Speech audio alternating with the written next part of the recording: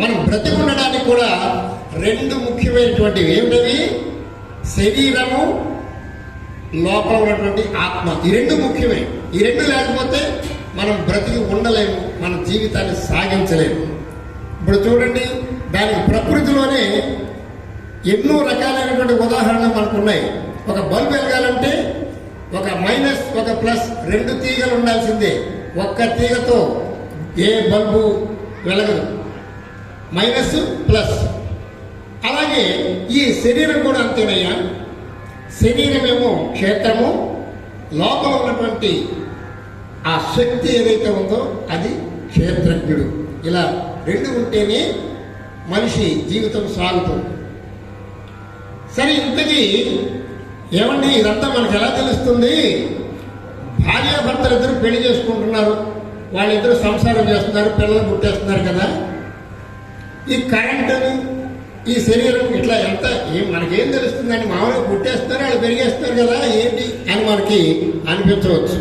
కానీ ఇక్కడ మన శాస్త్రంలో అద్భుతంగా చెప్పారు.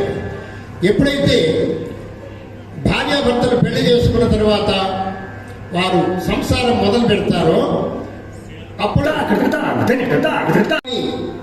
ఒక బిందు రూపం,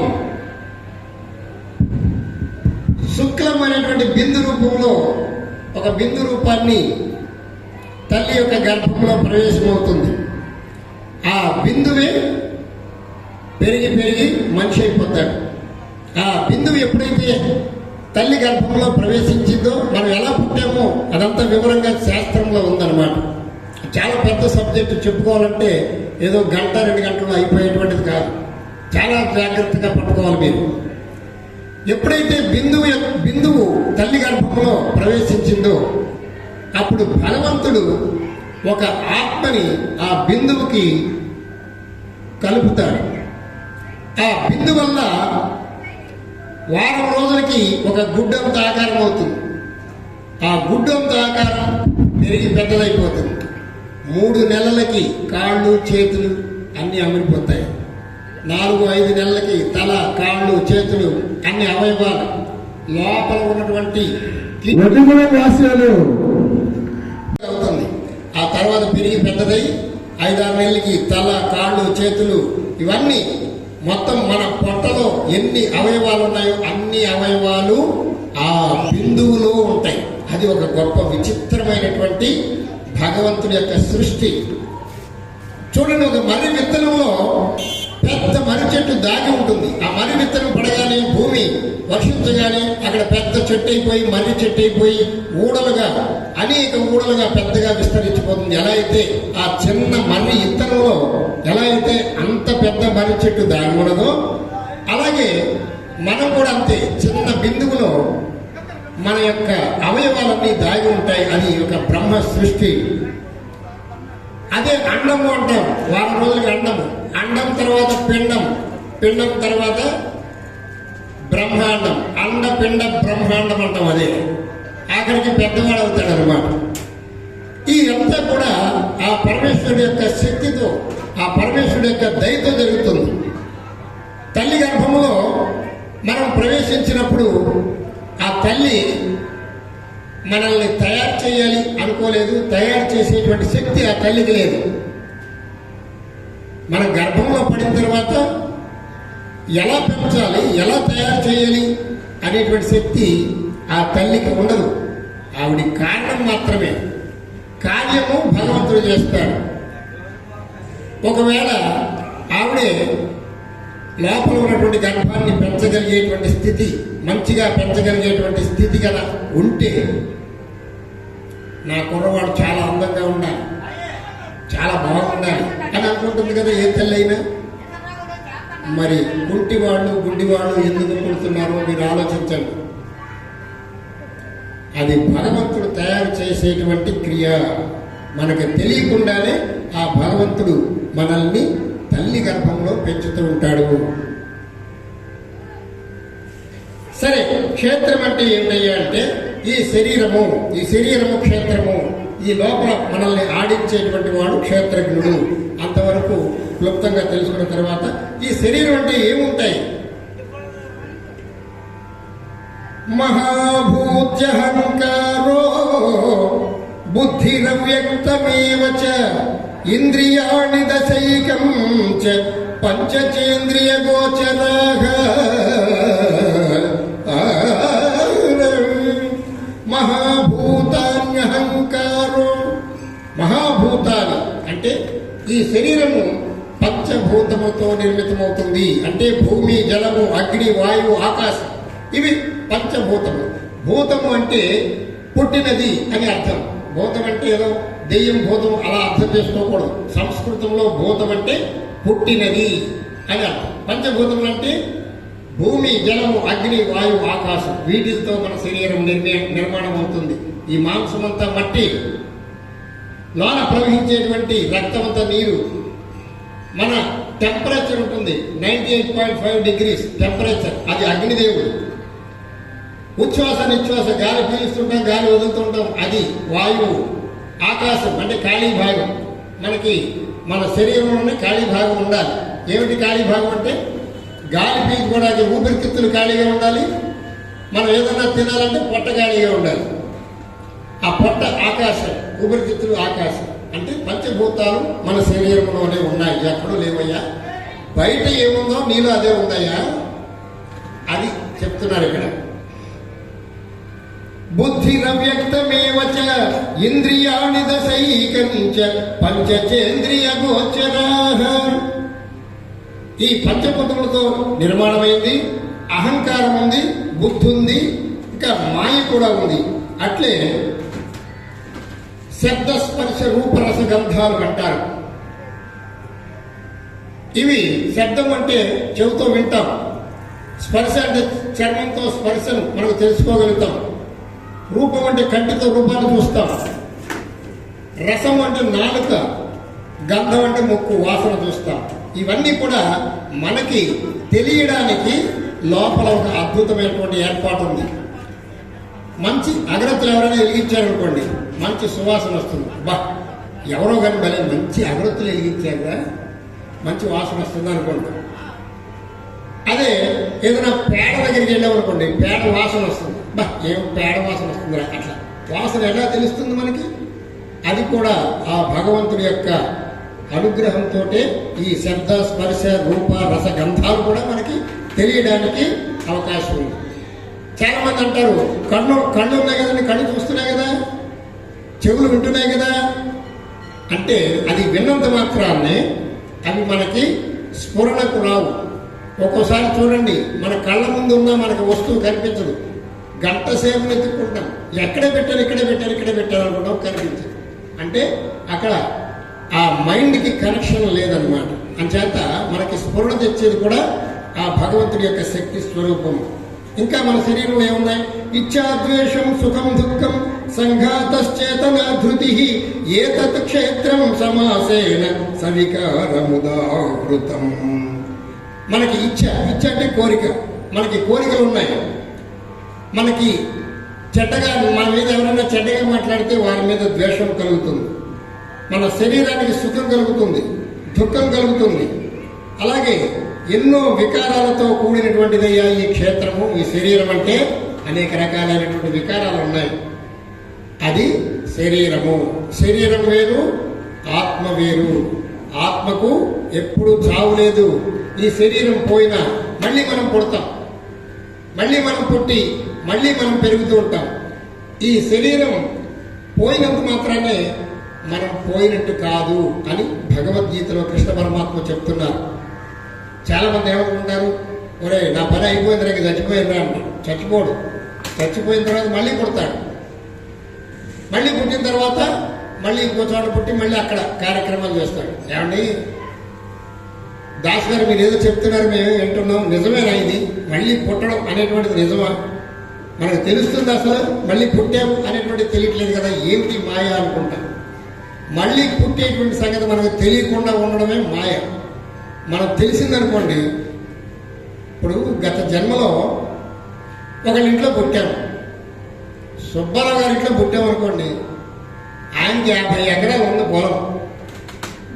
ఆ ఇంట్లో పుట్టిన తర్వాత పెరిగాము, మన కాలం అయిపోయింది, చచ్చిపోయాం అనుకోండి, మళ్ళీ ఇంకో చోట పుడతాం. ఇంకో చోట పుట్టిన తర్వాత పూర్వజన్మ మనకి గుర్తుందనుకోండి, అప్పుడు ఏం చేస్తాం? ఆ 50 ఎకరాలు నాది అని మళ్ళీ ఇక్కడికి వచ్చేస్తాం. అందుచేత మాయ అన్నమాట. ఏ జన్మకు ఆ జన్మే మనకు తెలియకుండా ఉండడం అదొక రకమైనటువంటి మాయ. అయితే పుట్టడం నిజమా కాదా, మరి ఎట్లా అండి మనకు రుజువు అంటే, చూడండి, ఒక మామిడి విత్తనాన్ని మనం నాటుతాం. నాటిన తర్వాత అది మట్టిలో మొలకెత్తి పెద్ద మామిడి చెట్టుగా మారి అనేక ఫలాలను, పళ్ళను ఇస్తుంది. ఆ పండు బాగా పండి మళ్ళీ కుళ్ళిపోతే అందులోపల టెంక ఉంటుంది, టెంక విత్తనం. అది మళ్ళీ నాటితే మళ్ళీ మొలకెత్తుతుంది. అంచేత ఏమిటంటే ఈ సృష్టిలోనే మళ్ళీ పుట్టడం అనేటువంటిది ఉన్నది. అది లేకపోతే సృష్టి లేదు. అలాగే విత్తనాలు, వరి విత్తనాలు, పెసర విత్తనాలు, ఇవన్నీ కూడా మళ్ళీ సృష్టించబడుతున్నాయి. పెసర విత్తనాలకి, వరి విత్తనాలకి, మామిడి విత్తనాలకి మళ్ళీ బ్రతికేటువంటి స్థితి ఉంటే మనకు ఎందుకు ఉండదండి? అక్కడ ఆలోచించుకోవాలన్నమాట. అందుచేత మళ్ళీ మనం పుడతాం, మళ్ళీ ఇంకొక ఇంట్లో పుడతాం. అందుచేత మనకి చావు అనేటువంటిది లేదు, ఆత్మకు చావు లేదు అని చెప్తున్నది భగవద్గీత. అద్భుతమైనటువంటి పద్యం అండి. కాయమెంత భయానక పాడిన కాని ధాత్రిలో అది చూడదక్కబోదు. కాయమెంత భయాన కాపాడిన కాని ధాత్రిలో అది చూడదక్కబోదు. కాయం అంటే ఈ శరీరం. ఈ శరీరాన్ని ఎంత జాగ్రత్తగా చూసుకున్నా, అపురూపంగా చూసుకున్నా కానీ కొన్నాళ్ళకి ఈ శరీరం నిలబడదు.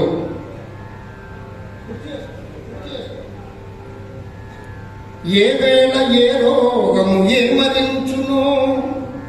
ఈ శరీరాన్ని ఎంతో జాగ్రత్తగా చూసుకుంటాం. ఏం తినాలో అవి తింటాం. డాక్టర్ గారు ఏం చెప్తే ఎంత ఆరోగ్యంగా ఉండాలి అన్ని చక్కగా చూసుకున్నప్పటికీ కూడా ఇది నిలబడదయ్యా.